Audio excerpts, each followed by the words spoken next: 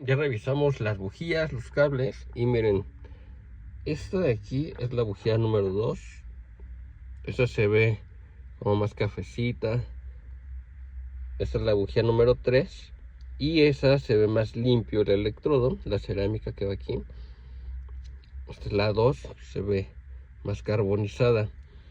Lo que pasa es que el cable está roto, está quemado.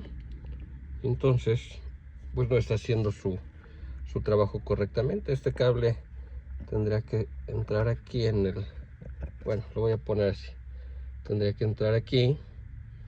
Este es el cable, pero está quemado. Por eso es que no tenía chispa. Aquí se ve luego como está todo mal. Y aquí simplemente hay que hacer cambio de cables de bujías.